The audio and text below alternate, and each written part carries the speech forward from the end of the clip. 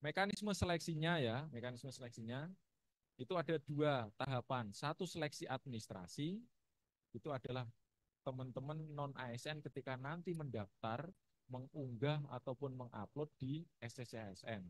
Jika nanti tim seleksi akan melakukan pencocokan antara data yang diunggah dengan persyaratan yang dipersyaratkan sesuai dengan jenis jabatannya.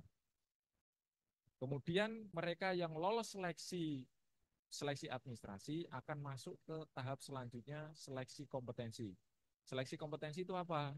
Yaitu tes menggunakan CAT BKN, pilihan ganda. Itu ada seleksi kompetensi teknis, manajerial, dan sosiokultural materinya. Materi untuk kompetensi teknis itu kaitannya pengetahuan di bidang tugas yang dia kerjakan. Singkatnya seperti itu. Kalau yang manajerial, materi kompetensi manajerial itu adalah bagaimana eh, yang bersangkutan melaksanakan tugas-tugas, mengelola tugas itu agar bisa selesai. Bagaimana mengambil keputusan dan seperti itu. Kalau yang materi terakhir terkait dengan sosiokultural itu adalah bagaimana yang bersangkutan itu berinteraksi dengan masyarakat majemuk, dengan rekan kerja, dengan atasan, ataupun berperilaku di organisasinya. Pertanyaan-pertanyaannya nanti uh, akan dituangkan dalam bentuk butir-butir soal. Kalau ada pertanyaan dari teman-teman non-ASN, BKPSDM punya soalnya enggak? Atau misalkan teman-teman non-ASN bertanya ke pejabat ataupun kasubag umpek yang ada di UPD-nya. Ada soal-soalnya enggak, Bapak Ibu? Jadi daerah tidak punya soalnya, karena soal ini nanti langsung dibuat dari Kemendikbudristek yang disampaikan ke BKN. Ya, bisa dipastikan tidak ada kebocoran soal dan tidak ada manipulatif di sana. Kemarin kami di BKPSDM membantu juga teman-teman non-ASN yang ada dalam hal mau melakukan uji coba pengenalan CAT, sekalipun CAT-nya itu adalah CAT untuk seleksi CPNS, tapi paling tidak memberikan gambaran bagaimana CAT itu, karena kami yakini bahwa tidak semua non-ASN itu familiar terhadap komputer. Jadi nanti kami BKPSDM juga membuka ruang bagi yang mau difasilitasi, ada ruang CAT itu, tentunya ya terbatas ya, karena ada 50, atau nanti bisa juga secara mandiri di masing-masing OPD dengan menggunakan fasilitas yang ada, mau komputer, laptop, itu paling tidak memberikan pengetahuan CAT itu seperti apa.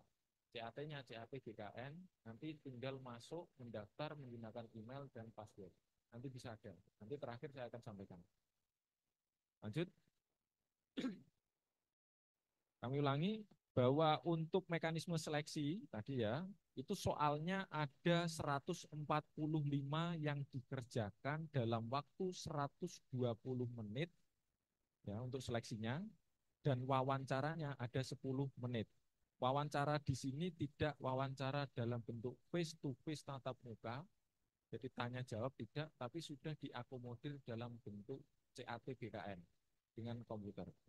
Kemudian soal tadi ya, jumlahnya itu ada 145, terdiri dari soal kompetensi teknis 90 butir, manajerialnya ada 25, dan sosiokulturalnya ada 20. Untuk materi, ya nanti bisa dipelajari jenis-jenis seperti itu. Kemudian bagaimana sistem pembobotannya? Pesan kami, mau tahu jawabannya atau tidak, yang penting nanti dijawab. Mau benar salah. Nah, terkait dengan penilaiannya adalah untuk yang seleksi kompetensi teknis, benar bernilai 5, salah 0. Tidak ada pengurangan nilai, jadi jangan khawatir. Silakan tetap diisi. Ya. Kalau yang untuk penilaian seleksi kompetensi manajerial, sosiokultural, dan wawancara, itu ada intervalnya. Karena tadi penilaiannya itu menggunakan ketepatan ya.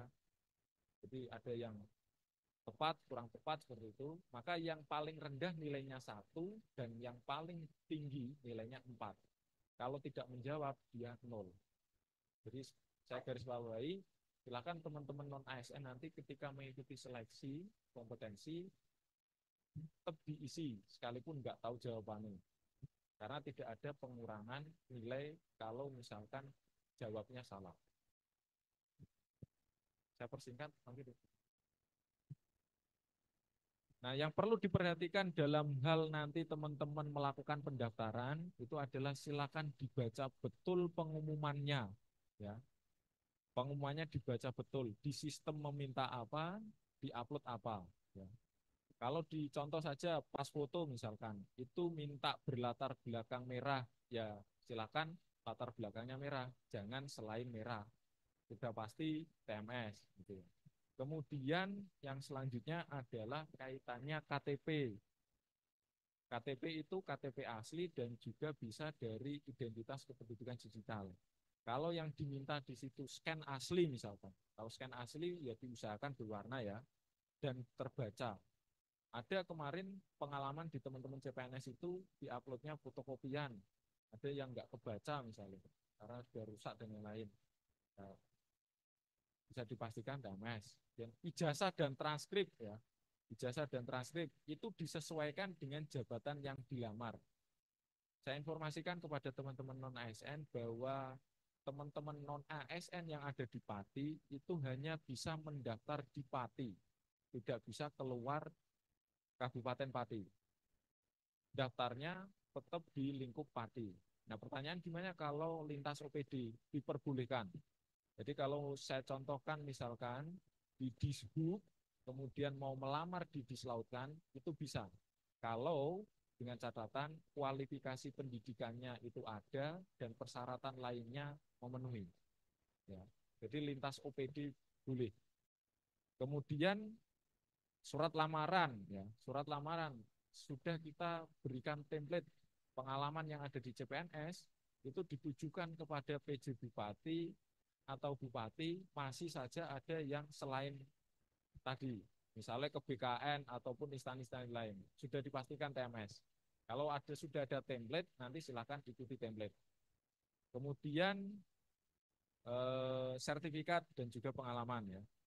Bagaimana nanti mekanismenya pada saat seleksi untuk P3K guru ya, P3K JF guru, seleksi bagi teman-teman P1 itu tidak perlu lagi tes. Mereka gunakan hasil seleksi tahun 2021.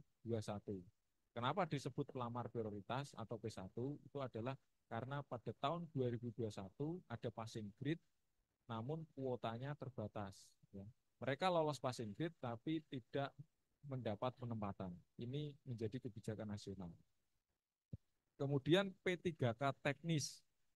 Kalau tadi jumlah soalnya itu yang dengan ijazah SMA, diploma ataupun S1 itu sejumlah 145, maka khusus yang P3K teknis dengan jabatan pengelola umum operasional ya, dengan kualifikasi pendidikan SD atau SMP, kebanyakan itu penjaga ataupun pramugari yang ada di OPD itu kalau ada ya, penjaga sekolah ya, itu soalnya sejumlah 100 butir, jadi tidak disamakan karena melihat dari kualifikasi pendidikan atau ijazah yang dimiliki. Lanjut.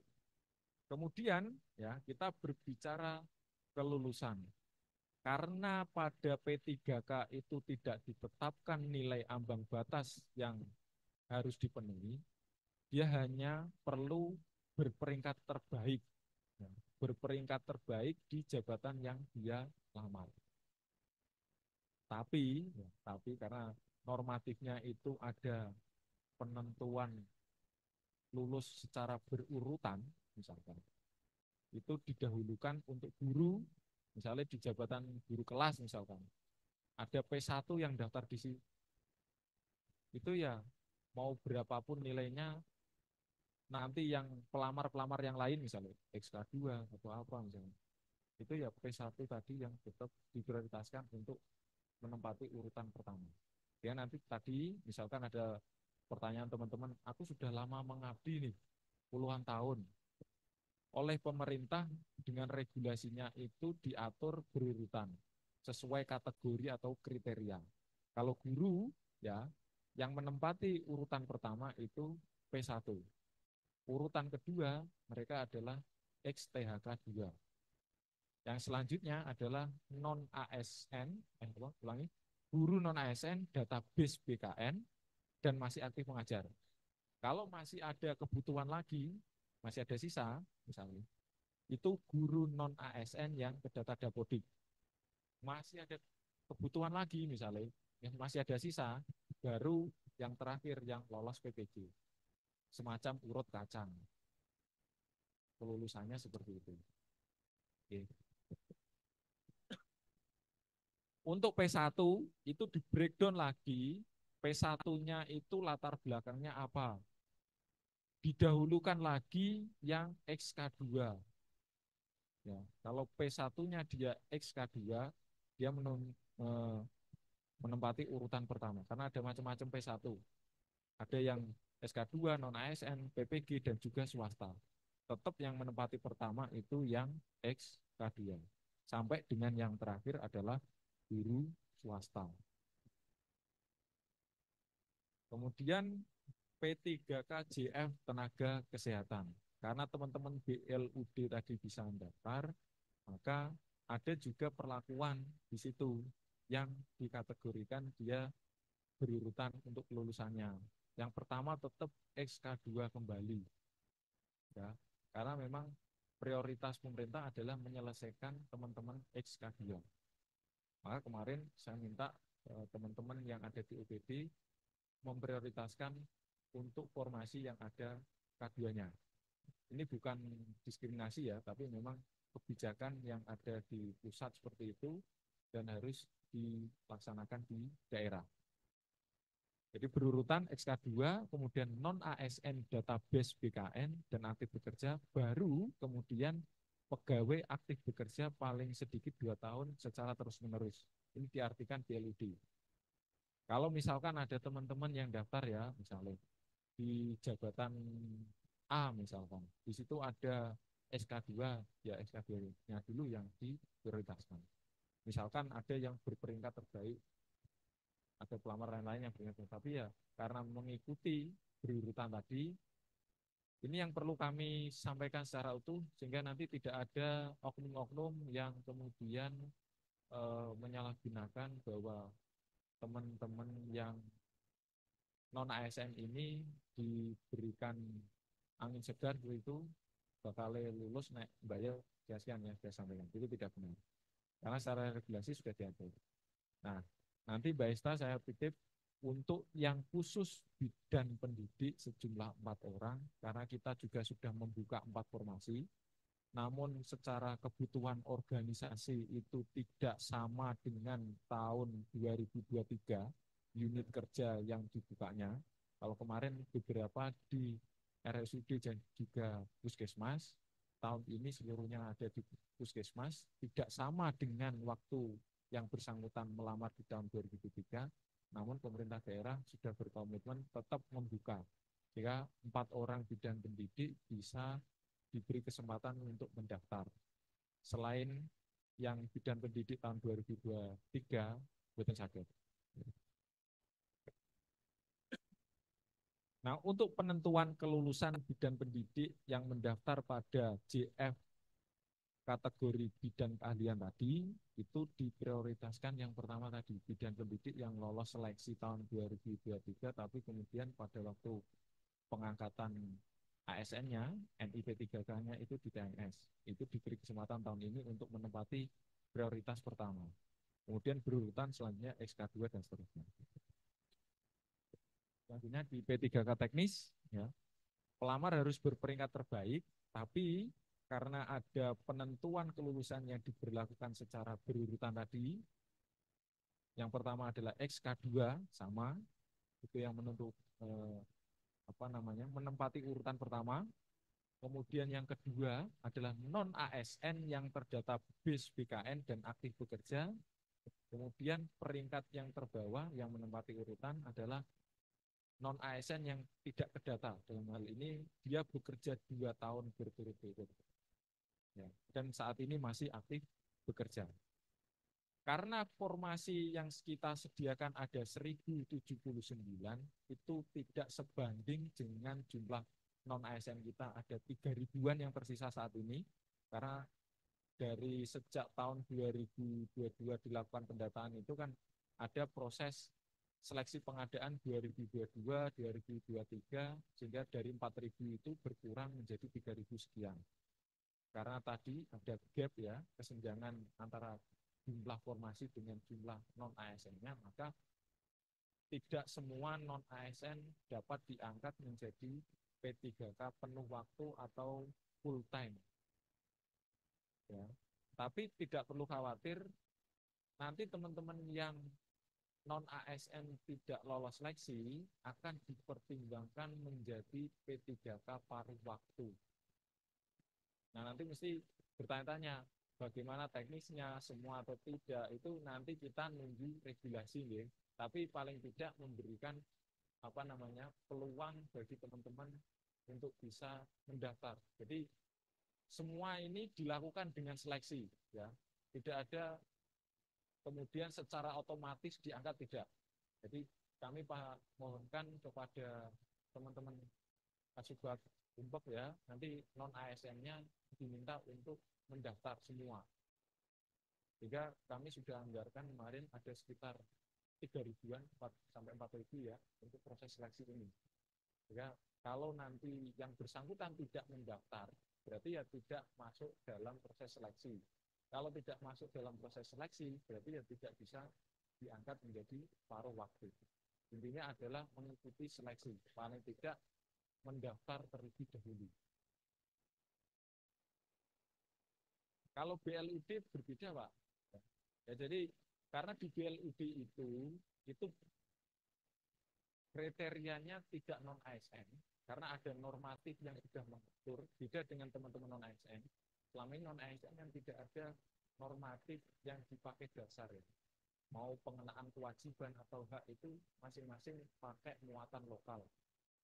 Beda kalau teman-teman BLUD, ada permendagrinya, ada peraturan kepala daerahnya di masing-masing daerah. Sehingga BLUD itu sebetulnya tidak menjadi bagian dari penyelesaian non-ASN. Tapi diberi kesempatan masih bisa mendaftar. Dia bisa alih status dari BLUD ke ASN. Tapi tidak menjadi skala prioritas finansial.